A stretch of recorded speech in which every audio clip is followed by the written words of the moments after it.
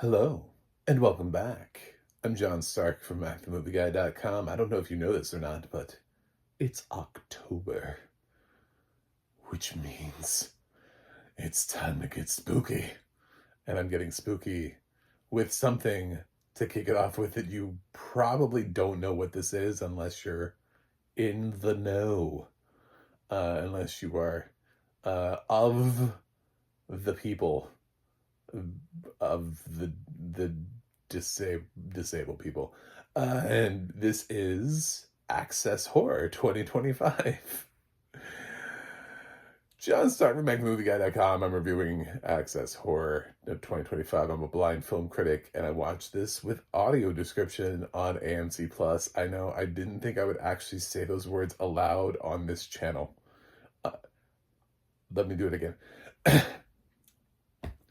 I watched this with audio description on AMC Plus.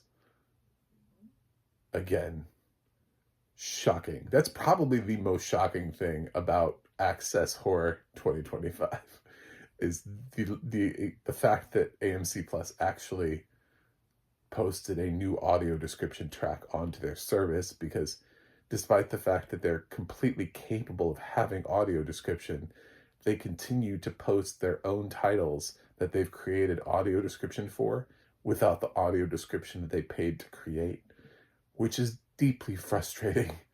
It is so maddening that their own films, we're not even talking library content, we're talking about just simplistically films like Late Night with the Devil and Dangerous Animals, do not have audio description on their service, even though those films have audio description and they are IFC Shutter titles and would fall under AMC Plus's purview, which is IFC and Shutter and All Black and Sundance Now, and there's a couple other things. So, what is Access Horror 2025? Because that doesn't sound like a fun title. Well, you know what? Neither does the VHS that we keep getting every single year. That's a weird title. Or Hell House, whatever. We just keep slapping things on. So this is a film festival of shorts, disability centric in nature, and accessibility forward thinking, that the whole thing was audio described. This actually was a festival, like a real thing, and Shudder sponsored the audio description for it, which is done by Social Audio Description Collective, and they did all these shorts, and they're all of varying lengths. The whole thing is about 90 minutes, so it's not really a lot of skin off your back, but as it is true with most short festivals, you are going to get a wide range. Am I going to break down every short here? No. I don't even remember all of them. There were some that I think were like a minute long, like 1 or 2 minutes, like tops, like really short. And there were others that went on for like 10 minutes. So I was able to sit with those a little bit longer than that. I will say, and I don't want to be critical, I want to support independent. I did not feel like this thing picked the right film to start with. I felt like I was scared moving into this, but not for the right reasons. The first one was weird. I wasn't sure it was horror. I wasn't sure it was anything. I don't know what we were going for, but the first one was just weird. It was odd. She was wet. That was a condition. I don't know. I don't know. There seemed to be a couple that had to do with vaginas and childbirth and stuff like that, and they were all like crammed together at the front, and I was like, is this a theme for are all of them gonna be kind of the same? No, they're not. So I'm like, why didn't you space these out? This is such a weird programming order. Because it kind of feels like that there was a theme that was given to these films.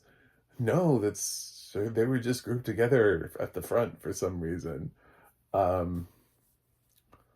Anyway, so yeah, I think probably if I had to say my favorite, I did really enjoy Slasher. I thought that was fun. It was interesting, and even though it was incredibly predictable, I knew exactly where that was coming. I thought it was creative, and the audio description made sure to point out the fact that it was Slasher, but without the E.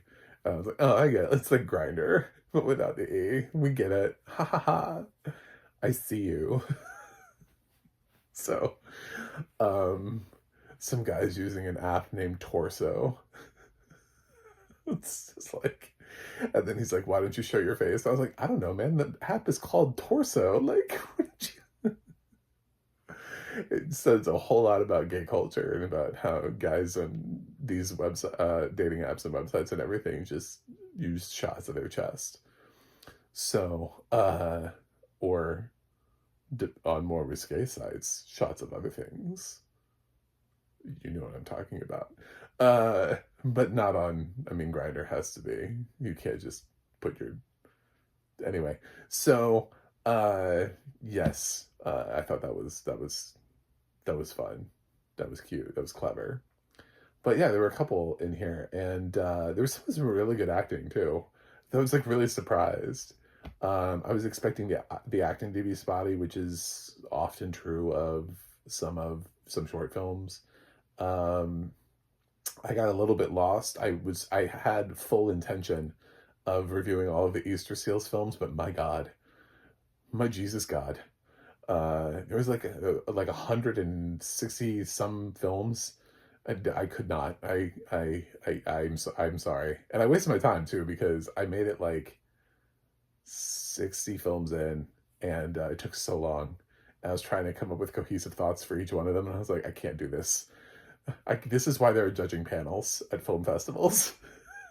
It's so that uh, I don't even know how like a panel would watch all those films and then be like in some sort of like cram time. I mean, I watched that many real films over the course of a calendar year. So over the course of a calendar year, I could do that. But no, over the short period of time that the Easter Seals challenge was running, I was like, there's no way. So this was just presented to me in a nice, concise thing where they just crammed the whole festival together. It's an hour and a half. You just click play and go with it. And it does run each movie, and then it runs its credits, and then it runs the next movie, and then it runs its credits, and the next movie runs its credits. So you get to hear all the different people who worked on audio description through the collective.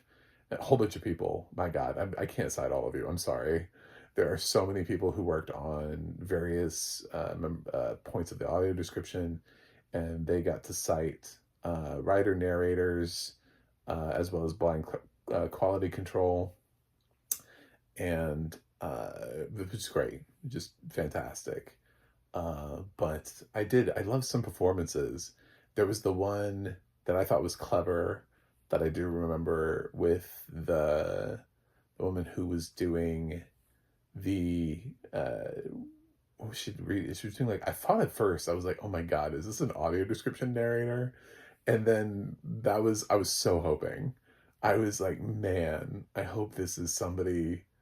I hope somehow an audio description narrator wrote like a little horror film that got into this thing, and then we wrote audio description on top of it. So it's like Inception, but with audio description.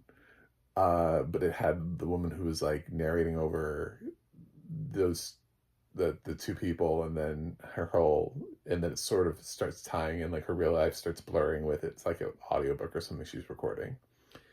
And I thought that actress was great.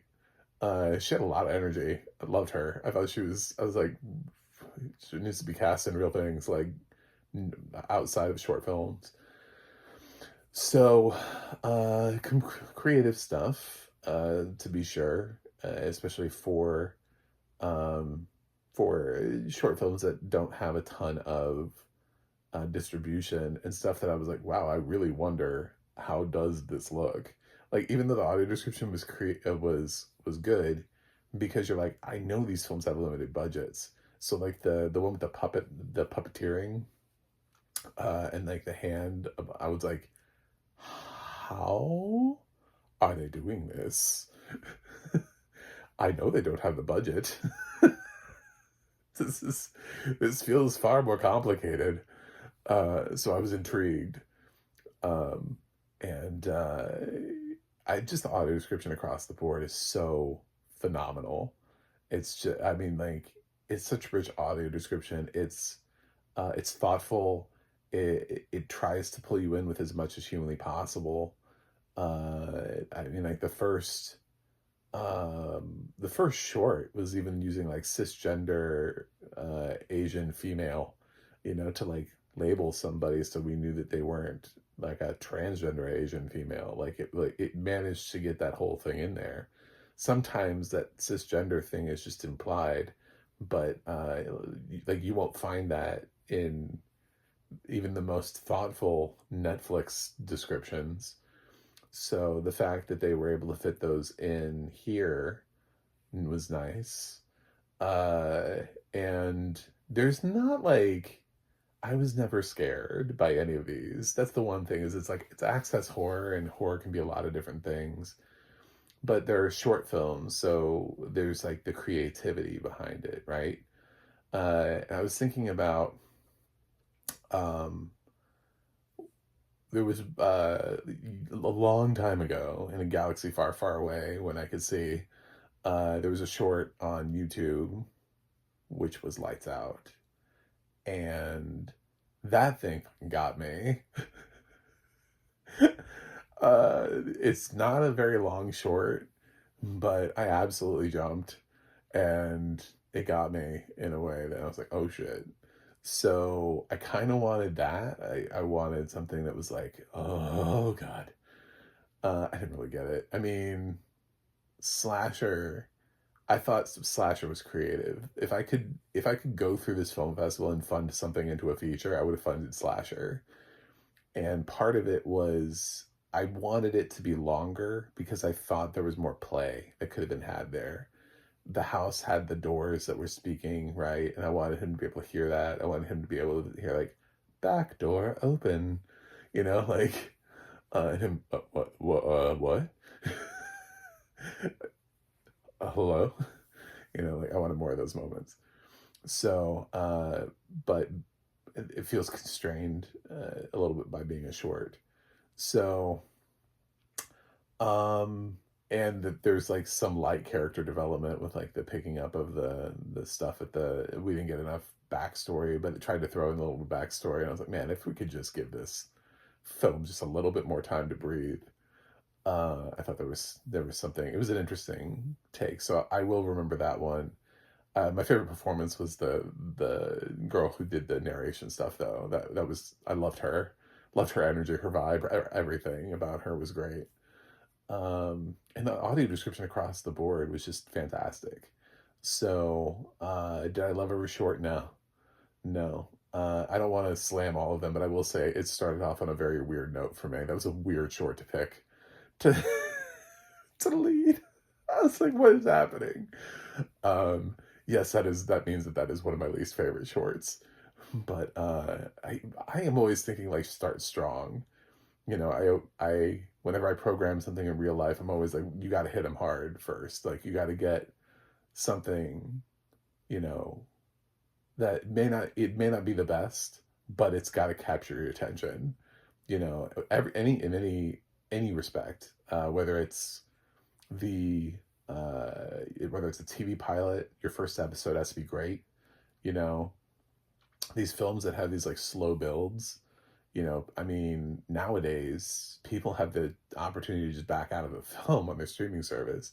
So if you don't have something happening within the like, first 10-15 minutes, you're trying people's patience at that point. They can just pick something else.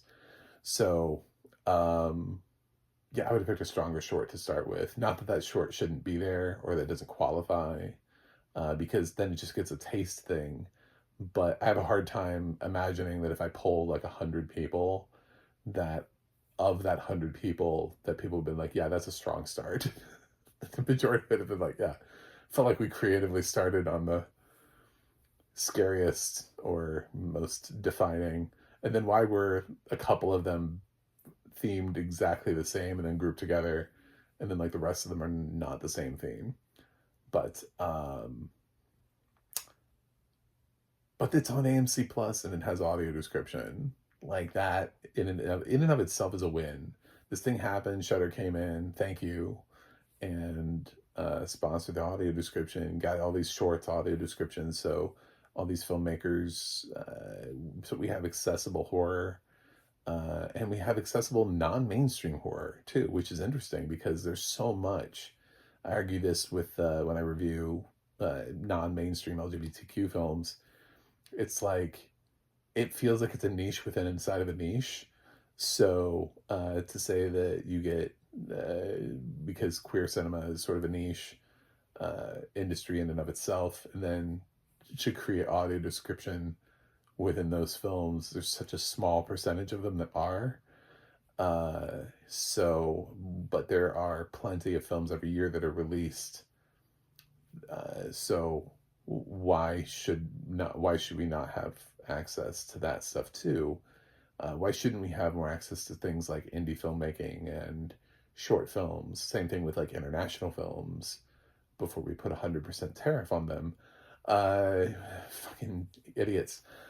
So yeah, we should be able to have an access to world cinema, which we deeply infrequently have access to. So I applaud the decision to have something like this in existence, and the brilliant work by Social Audio Description Collective, which is the reason to watch this. This is like an educational tool for people who want to get into audio description, because it's so rich and it's so robust that even if you don't like the short, you gotta like the audio description. There wasn't a single time where I was like, whoa, this track sucks. It's just like with every track, I was like, I found like interesting choices, you know? I felt like everybody was just making really fun new choices. There were names that I recognized. I don't want to just only remember, that's why I'm avoiding it, in case you're like, did you not remember? Yes, of course I do remember people, because I know some of you and you're friends with me on social media platforms, but it's not fair to the people that I don't know for me to not remember them, because there were 15 to 20 shorts, right? Something like that on there. And each one has its own team. And some people did like more than one short. But yeah, there are a whole bunch of new names and faces that I didn't know. So I'm not grading this. I don't even know if I can review it on Rotten Tomatoes as itself. So it's not really fair to grade a festival, which is essentially what this is. You would grade the films individually. So I don't think I'll be putting a review of this. I have an ability to go on the tomato meter and not score a film, but still do like fresh or rotten, and I may do that, in which case, if I can just score it fresh without giving it a number grade, I might do that. But I don't actually know whether or not I can. So review the entirety of this. But yeah, support independent, whatever I just said, filmmaking. And check out Access Horror 2025 on AMC Plus, just for no other reason than to create a metric that we want audio description on there. Like, if this thing does really well, maybe AMC Plus will be like, huh, well, look at that. You know, like, oh. You can sign up for a free trial for AMC Plus, and then cancel it if you want. If you're just interested in that, and you're like, I don't want to pay for a service that doesn't have. Good news, you can get a free trial of AMC Plus. I assume you can get one of Shudder too, which I would assume this is also on Shudder because it was sponsored by Shudder. I have the broader service, but for me, I ran it through an Apple product, which you're able to put, there's a setting where you can put that you need audio description and your accessibility, and it just automatically on a lot of things just reads that, and I didn't have to go in and select it. So I don't even know how you would do that.